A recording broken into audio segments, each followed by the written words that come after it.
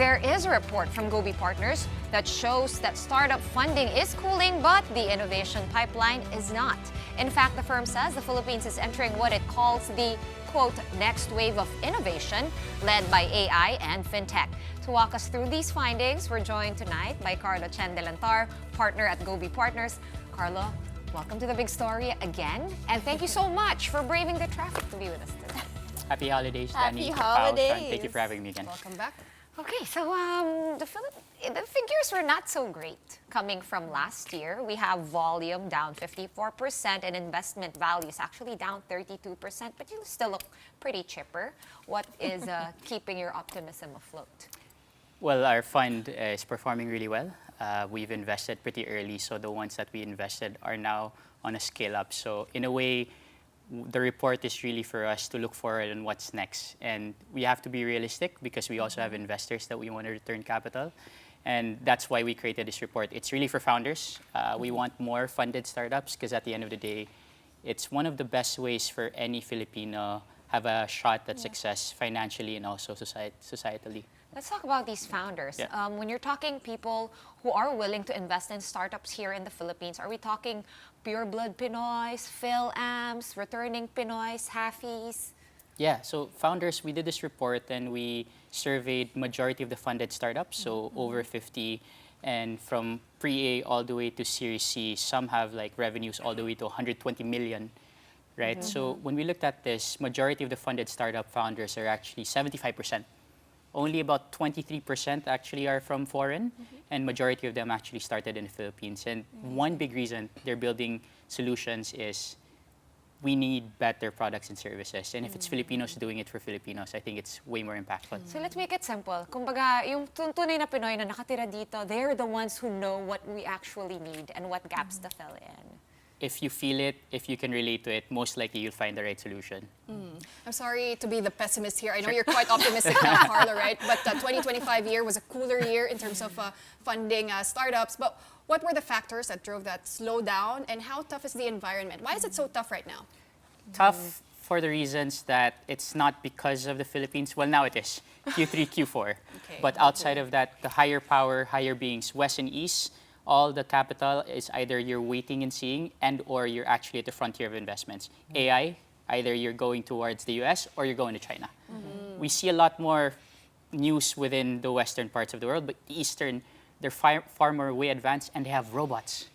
Humanoids that are already taking over. You have hotels that are just cleaning lobbies and deliveries you don't need to, right? And because of that, the question now is, where does the Philippines come into the play? You zoom out a bit more, ASEAN is a question. If Indonesia's having a hard time, how much more the Philippines? Right. But can you compare? You have 1.6 billion US dollars in investments, right? And then you are all over Asia, all over Southeast Asia. So are we competing for that money? And which other competitors are you guys looking at? And where are we positioned actually? Are we competitive enough? Oh, that's a great question. So Gobi Partners, we have about 400 startups, and we manage now about $2 billion in assets under management. Okay, wow. So So that went up yeah, since real the fast. report. But where we're at right now is we manage funds for sovereign wealth funds, whether that's government, all the way to corporates and high net worth individuals. And when we look at this, we call it the time machine method. If it's happening in China, Hong Kong, or maybe Indonesia, most likely it'll happen in the Philippines. So we don't want to make the same mistakes. We actually want to go forward. So what's interesting in this space is we call it APT, ASEAN plus 3, not the song. Not Yeah. I wish not it was the case. Yeah. So within ASEAN, we're sort of like bucketed as just one market, right? So if you're doing Oh. Philippines, you might as well go regional for you to get that Okay. valuation of being a unicorn. Well, that actually, you kind of see that in some of the bigger startups, right? They Yeah. operate in multiple ASEAN countries, but you did point out Vietnam in your report specifically because they have created this environment which makes it very favorable for investors as well as for startups. Honestly, how far are we from that? How far? In terms of policy?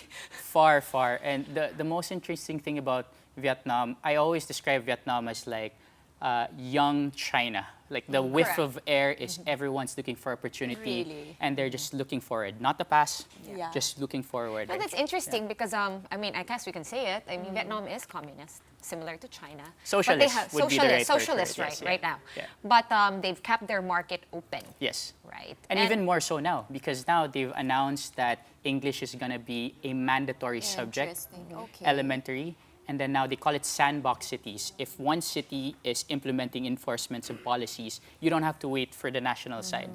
So now, this is fun fact, India and China outsource talent to Vietnam. Oh no. Gosh. So where's talent yeah, here? yeah. Yeah, Right? yeah. That's the next question. Is that still a function of the energy prices are so low there compared to here? I think it's a question of, in any country in Asia, if you want to make all boats float, right? Yes. Rising tides lift all boats, you really start with manufacturing. China, Indonesia, Thailand. We had manufacturing the good old days. My family was in manufacturing, exporting, but we switched towards services. Services is great, Yeah. but then if which you're is putting what all we've your got. eggs in baskets in just services within BPOs, right now it's being disrupted. And we see that as opportunity actually because they're tech native. Yeah. We can actually transition them towards the tech industry.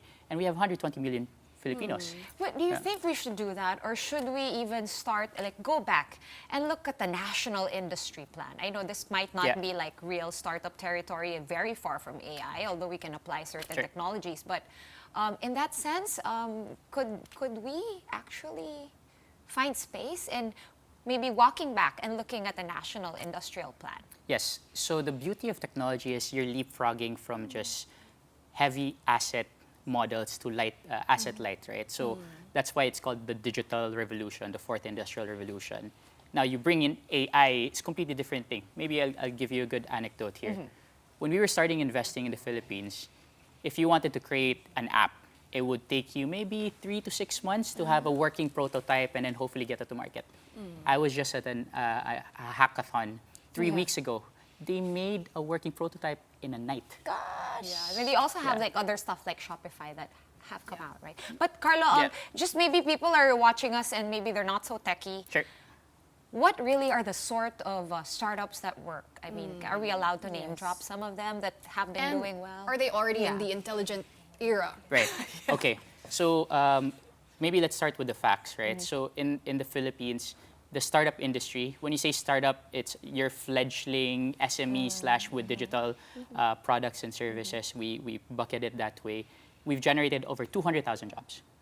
Let's start with that. Second part Okay. is the contribution on GDP, nominal GDP for the startup industry is 3%. That's huge. Sizable. For because- 200,000 bad. for people. 200,000 Yeah. people. Growth rate, average Philippine jobs is less than 5%. Okay. Startups, over 20%. Okay. So the scale goes up, but then there's a gap. Early stage, maybe you're not making so much revenue, but once you hit Series B, Series C, you're looking at $100 million.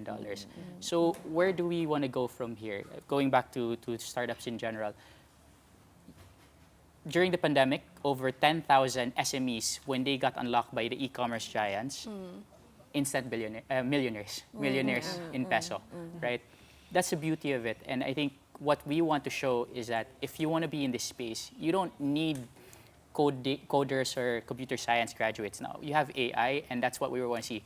Especially now when internet connectivity and electrification is about almost 100% going back to the NIP. What's missing? Ease of doing business. Listen, the thing. you mentioned already, Sean already alluded to it. No? You guys invested in Kumu, Yes. esports, and an internet company, Rise Yes. Philippines. How are they doing now? And also, what are your next steps? Do you have any exciting names for us? Yeah, so the name of the game the past 2 years in Asia and the Philippines is profitability. If your startup is not going towards the road to profitability, it's going to be really, really hard. with Are the they valuation. profitable, Carlo? Yes. Some are, some How are long did getting this there. take? Yeah. It took a while. It took a Okay. while, but now everybody's moving towards that. I think if you've tried Flower Store during Valentine's, yep. they do about 70,000 orders, right? Wait, this is you? This is you? We've invested in Oh, Flower okay, Stores. awesome. And now they're in 4 countries. Yeah, I just did Flower Store on Monday. Yeah, someone sent me some. My fiance should be. Same day shipping, and we have day discounts too. Yes. Cloud Eats was the #1 fastest growing company in the whole Philippines. Company, not even startup. Okay. The whole Philippines, right? And so when you see this, it's really happening and they're hiring a lot of people. Now we want to provide that blueprint for the rest, and that's what the report is. Well, great. Now that you have the numbers to Yeah. back up all the, pitches and the Yeah. presentations, we hope to see you again next year, and maybe we'll talk about some improvements Baka that we see in the mag-IPO space. na pala. Baka, That's diba? the Ours, next step. that's And we're the next hoping step. for the industry, Kumu. an exit will invite more foreign direct investments and hopefully more nation building as well. Maybe you're the secret sauce that the PSE needs right now. But thank you so much for joining us tonight on Needs The a Big lot of Story. secret sauce. Carlo Chen-Delantar of Gobi Partners, thank you so much.